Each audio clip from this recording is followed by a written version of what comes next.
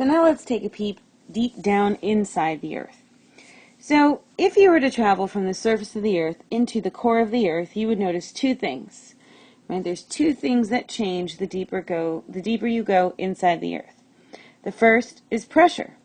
The deeper you go, the more is sitting on top of you. Right? So the higher the pressure gets.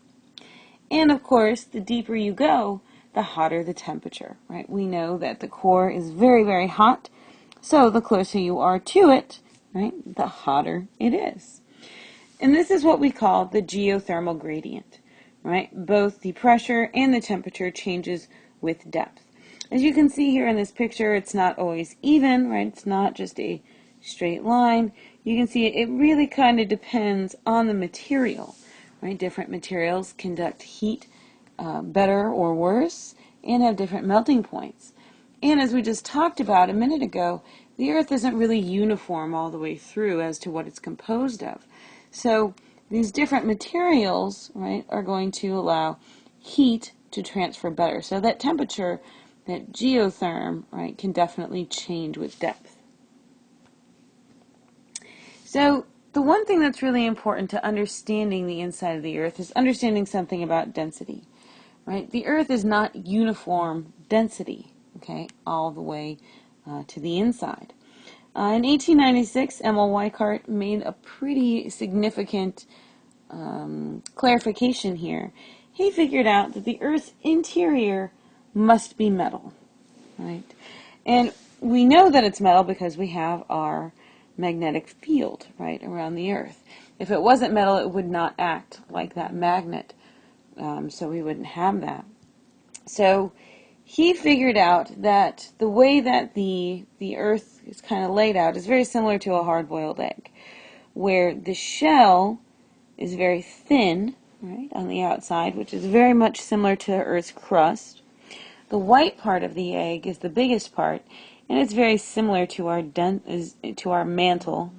And then the yolk is the densest part of the egg, and that's very similar to our core. Okay, so he thought, however, that the Earth was solid, but we know that's not completely true. Right? That the mantle definitely is partially molten, and we're going to see when we get into our next chapter that the core itself also has a liquid layer. So we're going to come back to this diagram, but I'm pretty sure most of you know the three basic layers of the Earth, the core, the mantle, and the crust. But we're going to see that there's actually a little bit more to that. But let's take a look at each of these layers. So the crust itself is sampled all the time. You're walking around on it, so you can sample it, right? You can go in your backyard and dig a hole.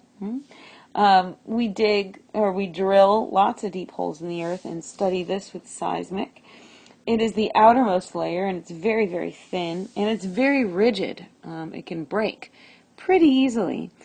It's less than 1% of Earth's volume, so it's pretty small. And we divide up the crust into two different types. We have our continental crust and our oceanic crust. Hopefully it should be pretty easy there to figure out where you can find either one of those. So the oceanic crust is mafic. Okay, meaning, remember, mafic means it's composed of iron and magnesium. We're going to come back to these words when we get to our igneous chapter, but it's composed primarily of basalt and gabbro, which are very dense and very heavy rocks, which is part of why we see that the ocean floor lies below sea level, right? It's below the continent. Now, the continental crust is felsic, which, remember, means it has lots of silica and oxygen. It is composed mostly of granite, which is a word you guys have probably heard of before. But that granite is very light and buoyant, so you can see that the continental crust physically sits higher, right, than the oceanic crust. So when we look at just the crust itself, 98.5% of the crust is composed of just 8 things, which some of this stuff already looks familiar: oxygen, silica, iron, and magnesium, right? Those are the 4 that we know of. These 3, calcium, sodium, potassium, we're going to talk more about those when we actually get to the igneous chapter to see how they become important. And aluminum just kind of tends to get into everything. It attaches itself to everything, kind of like how salt dissolves in the water and attaches itself to everything. However, I do want you to notice that oxygen and silica are by far the two that are the most important.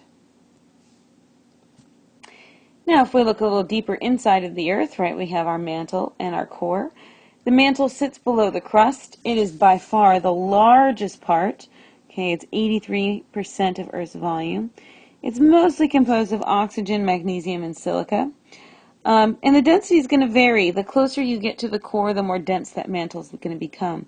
But we're going to see that there's definitely slight different divisions of the mantle as you travel through it. Now, the core itself is the innermost part of the Earth and is by far the most dense part of the Earth. It is 16% of the volume. However, it is mostly composed of iron and nickel. Of course, there's going to be a little bit of oxygen in there. Oxygen and iron definitely love each other. If you've ever seen rust before, you know that. However, like I said, this is the metallic, densest part of the Earth itself.